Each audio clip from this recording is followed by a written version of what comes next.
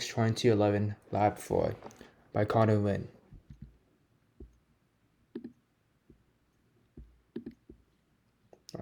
The introduction. The main purpose of this experiment is to analyze data from an object oscillating vertically while swinging at the same time.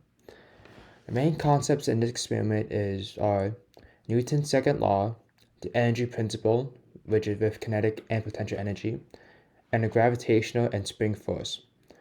The main methods of this experiment is the analysis of the motion of the object in the video provided in the tracker application, and then determining the conditions and constraints in the glow script coding to calculate a computational model and then compare that model to the experimental model.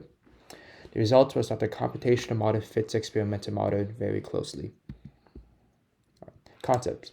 The energy principle is that the change of the total energy in the system equals the work done on the system by the surroundings. And for this experiment, there is no difference in temperature. It also uses Newton's second law, which is force equals mass times acceleration, and the velocity and position update formulas here, as well as the kinetic energy formula, which is 1/2 mass times velocity squared. And the formula for the work for non-constant force is as shown right here. Now, for the model, the system in this experiment is the mass, spring, and gravity, right? There's nothing in the surroundings. Now, for the initial conditions are listed here. As you can see, velocity initial is 0, and then the mass is here, as well as delta T and the gravitation. Now, assumptions is that there are no external forces or acting on the system. And from the calculations, we can find that Ks is equal to 7.129 and LO is 0.136 meters. And as you can see here, this is a tracker application tracking the movement of this object in the video. Now, for the code, we have to type in what we know from the initial conditions. So we have to fill in the mass of the ball, as well as the position and velocity of the ball, as well as the gravitational force and the spring constant and the relaxed length. Now, once we have that, during the time video, we have to define the initial energies and then calculate the gravitational and spring forces. And once we have those two forces, we can find the net force. And once we have that, we can use the object's velocity and position to apply the momentum principle.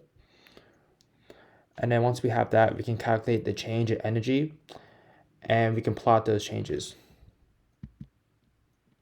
As I can see here, this is the comparison between the x position and the y position versus time between the model and experimental models.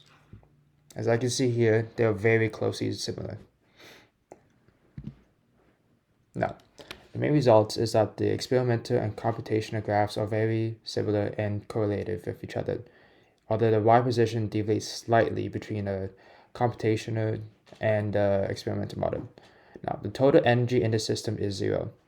So potential sources of error is that there could be other forces and energy acting on the experimental model that we didn't account for, air resistance, thermal energy, and there could be recording analysis errors in the video and the tracker application. Now, what if we compare the oscillation periods between the x and y positions? Now, the x component is 1.53 seconds and the y component is 1.58. Now, even though this difference is significant when calculating the kinetic energy in our kinetic energy equation, so to choose between the x component and the y component, it's a very big component. Now, what does it mean if the energy principle is satisfied? Yes, for this system, since the system encompasses the mass, spring, and gravity, and there was nothing in the surroundings, no energy was gained or lost. So, no energy was lost or gained, and the energy principle was satisfied. Now, the main conclusion is that the computational model matches the experimental model. Thank you.